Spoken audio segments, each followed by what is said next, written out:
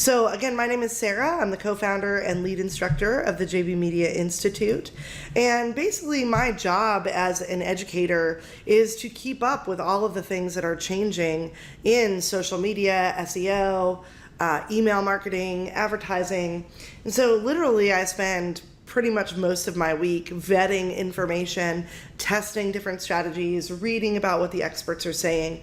And so again, in the boot camp that we're going to do, we're going to dig a lot deeper into these subjects.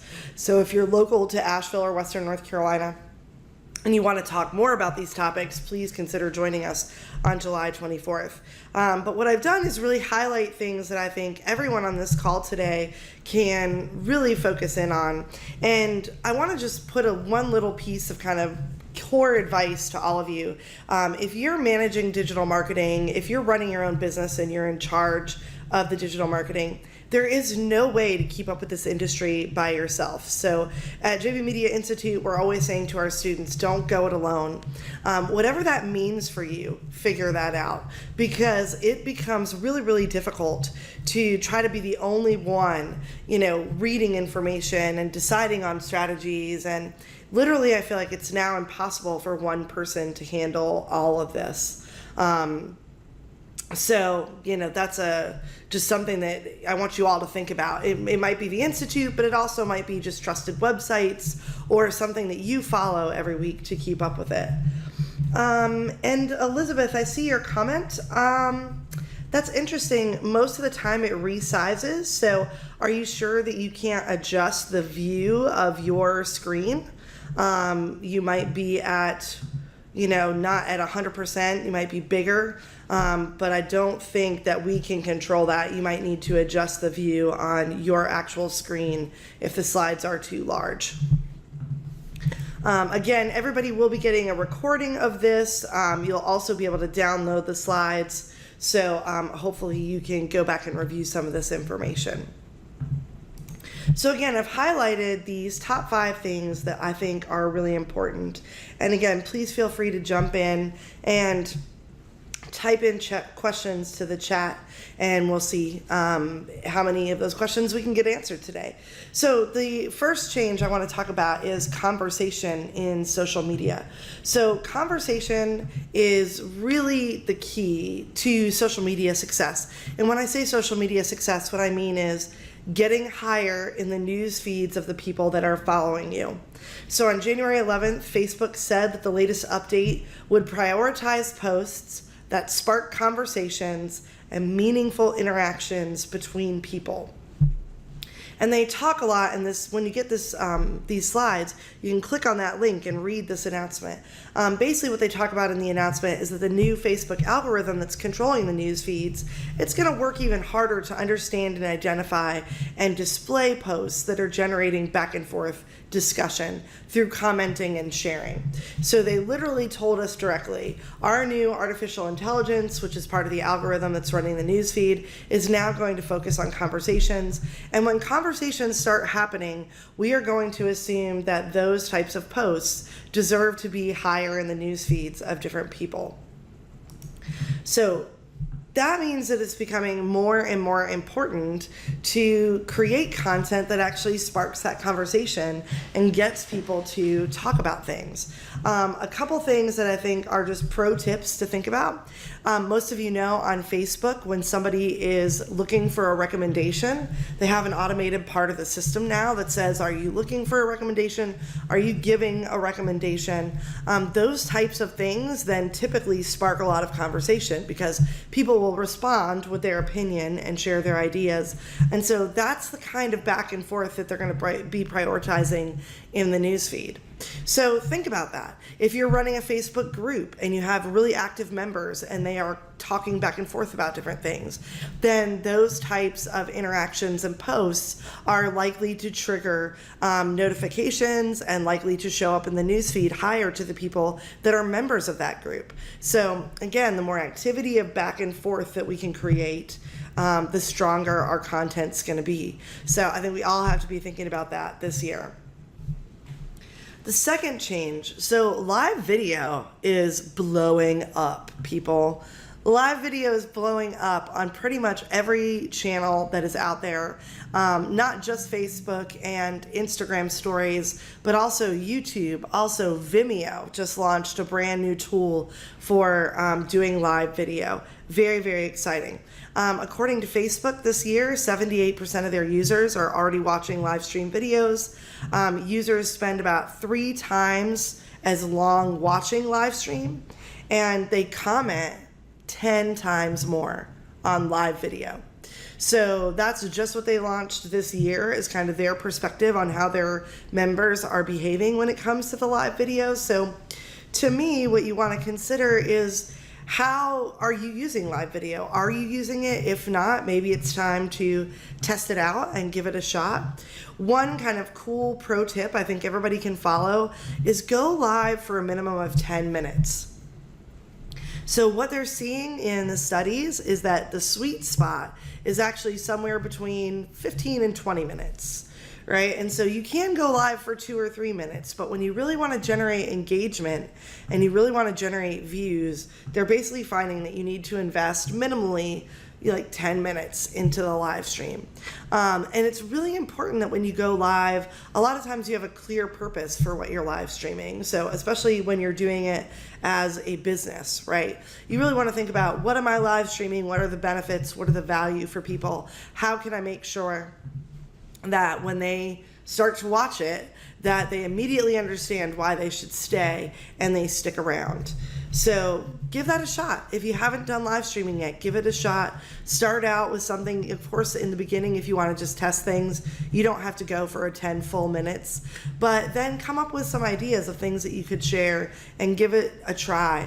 Push out 10 minutes of that content and see how many views you get, see how many comments you get.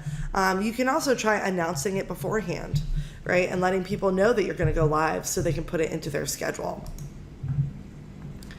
The third thing that I think is really strong, and I will say, I could spend a lot of time talking about the changes on Instagram. As an educator, personally, I love social media.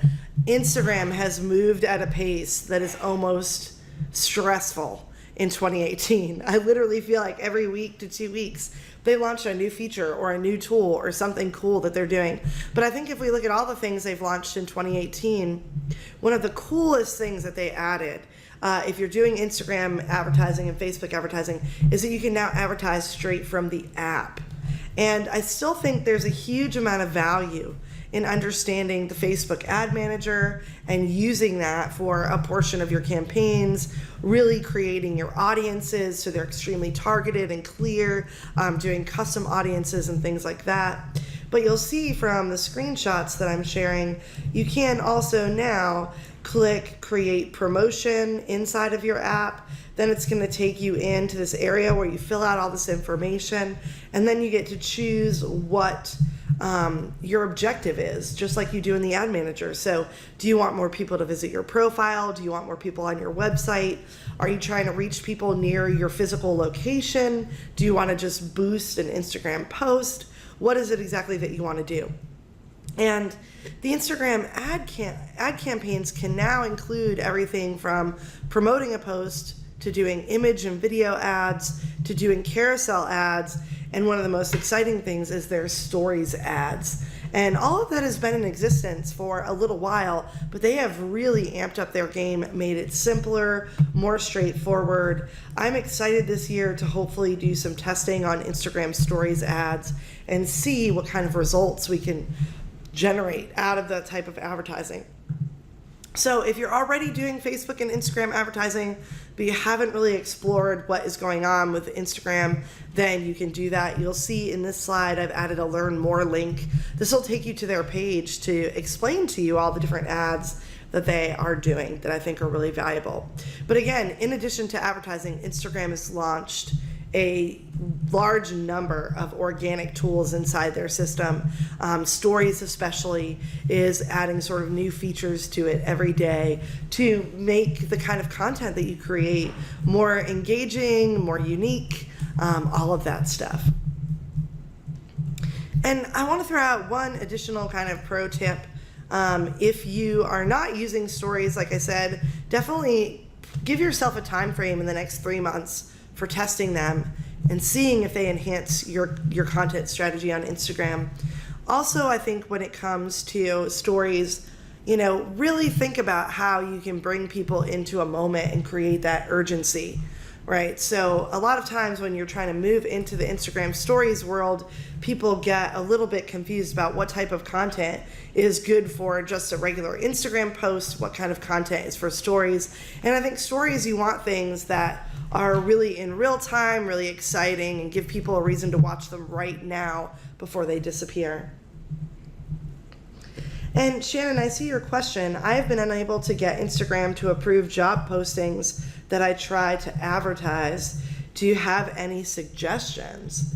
So can you tell me a little bit about, I guess I'm wondering, do they tell you at all why they're rejecting it? Because usually if you're doing it in the Facebook Ad Manager, it will tell you exactly why they're rejecting the advertisement. So it might be that there's too much text on the image. Do they give you any type of feedback? Or are you trying to do this through the actual app on Instagram? And I'll give you a minute to type that response.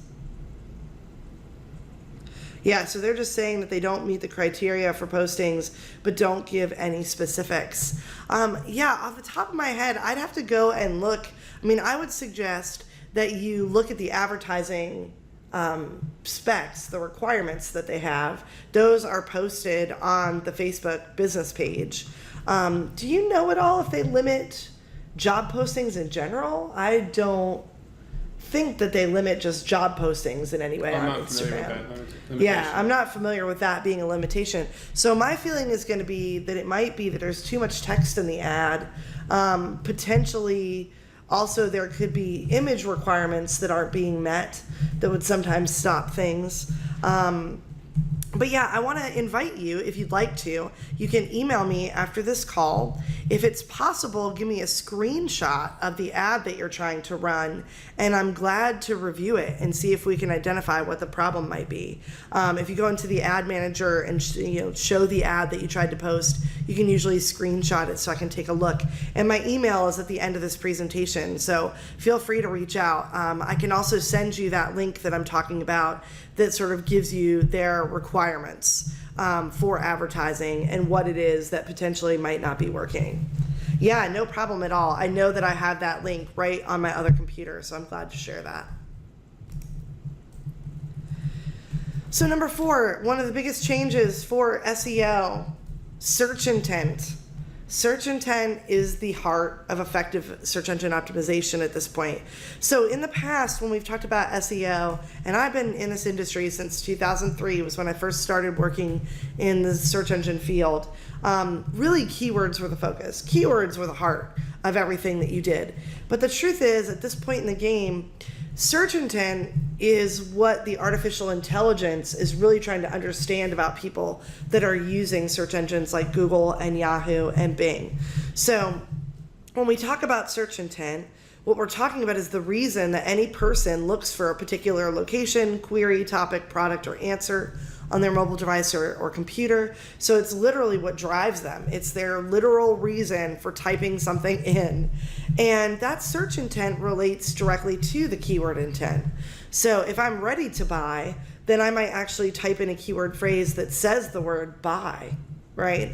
Because I want to buy something right now. If I'm just trying to learn about a topic, then I might type in questions that are more educational focused into the search engine. So this is something that I think just isn't talked about enough when people are DIYing their search engine optimization. You really want to understand the search intent because it's directly related to what the person types in and why they chose to type in that specific phrase or term. Or if we're talking about voice search, it's directly related to the words someone chooses to speak when they are using their phone or when they're using their Google Home or their Alexa. So this is just a part of SEO where in the past we've used keyword research to then create content, and a lot of times students and clients nowadays are still struggling not to keyword stuff, not to put too many repetitive terms in, because for so many years that was the best practice. Now what you really want to understand is why are people searching How are they searching for that information? And can we create a page on your website that really serves their intent? And if it does, it has the potential to show higher in the rankings and to drive more organic search traffic. And my number one sort of pro tip about this, because I design a lot of websites, is if you have pages on your website and you want to rank those pages, right? Then identify and understand the purpose of the page. Really think to yourself, I want this page to be ranking higher in Google search engine. Right now we're doing pretty good, but we're on page 3. I'd like us to go higher so we get more traffic. Great. Don't just look at the keywords of that page and the links pointing at that page. Really understand how the page serves the person, right? And how is it going to be linked into their intent? This is just something that I think can be overwhelming for people, because if they are, they have a large website, or, they're building a new website with, let's say, 10, 20, 30 pages, it's hard for them to think about having the time to go through and identify a purpose for every page. So don't necessarily do that if you don't have time. Prioritize the top 5 pages of your website. Prioritize the top 10 pages of your website that you are already ranking, or that you want to rank pretty high and have the opportunity, and then really understand the purpose of the page. And not only implement keyword content, not only make sure that you're getting more links to those pages, but make sure the design, the layout, the content, the way you're talking to the person on the other end really says, we have what you need. I just feel like at this point, people make that judgment about whether or not the page they landed on meets their intent. They make that judgment almost instantly. So it's, brings together usability, great content, keyword architecture. All these things have to come together now. And it's unfortunately means that SEO is a more complex formula to do on your own, but it's still a really valuable thing to think about.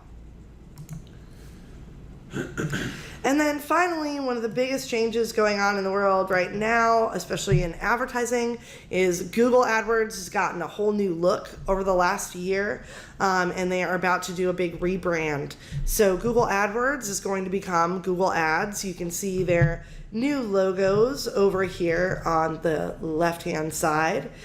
This change will actually be happening on July 24th.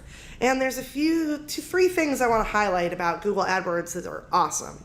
One, their user interface is simpler and more mobile friendly and basically just easier to use. So if you have used AdWords in the past and it was confusing, their system is still pretty robust, but it's a lot easier on the eyes now. For YouTube and Gmail ads, which is sort of a specific part of the advertising that you can do inside of AdWords, they've added something called life event targeting. So now if you want to target people with YouTube ads that have just graduated from college, or just gotten married, or are getting ready to move, you can start to target people based on that. That gets me really excited, because I feel like AdWords is starting to realize they have to compete against things like Facebook advertising, which means behavior and interests are going to come more into play as they move forward when it comes to kind of targeting your audiences. So those, I think, are two big things to really kind of take a look at. And as we see this change this month from Google AdWords to Google Ads, what we're going to find is a lot of different tools coming together all under one umbrella. So they're not just going to massively change everything. I think, there's a lot of different things that have been part of AdWords over the years, and what they're going to do is try to really make your experience in using the Google advertising platform more seamless and straightforward. So if you're already doing social media ads and using video in your ads, one of my pro tips for the next few months is consider doing video ads on YouTube. It's a sort of uncharted territory for a lot of small businesses. But I think in 2018, if you're a YouTube user, you've seen a lot more local businesses capitalizing on video ads on YouTube. And so think about how you can take what you're doing on Facebook or Instagram or Twitter with video advertising and move it into the world of YouTube. YouTube is the second largest search engine in the world, owned by the largest search engine in the world. So there are huge markets there, and there is a lot of cost-effective ways to work within the advertising platform. So I know we've got a few minutes. I want to open up for questions, anything additional. Again, Shannon, I invite you to please email me at your convenience. You can reach me at Sarah, S-A-R-A-H, at jbmediagroupllc.com. That will also be in these slides when you receive them first thing in the morning or later today. But while I'm giving you guys a minute to chat in any questions about these 5 changes, I just want to remind everybody, especially those of you who joined partway through the call, we have a number of educational opportunities with the JB Media Institute coming up. If you're in the Asheville area, July 24th, we have our JB Media Boot Camp, and that basically will cover in depth what Justin and I have shared today in a half-day boot camp. So if you want a deep dive, think about joining us. And thanks so much for sharing the link to Eventbrite. Also, we have a new cohort for the JB Media Institute starting that same day.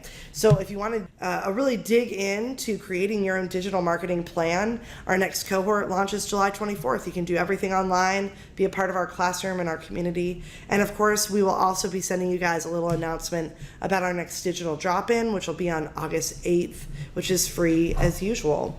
And one last sort of local announcement, if you're local to Western North Carolina or Asheville, we are also going to have a really special opportunity starting July 18th for people to join our all access cohort, and that will include a seat in the online institute, as well as coming into our offices and meeting with us and a group of peers once a month to really dig into your digital marketing challenges, to get support from our experts on our team, and also to hear from other people who are doing the work themselves, and to really kind of refine and keep up with an industry that just seems to be moving faster and faster every month. So please feel free to reach out to Justin or I about any of these topics. Again, when you get these slides, you'll be able to click any of these links to sign up for our boot camp or our next cohort or the next digital drop-in.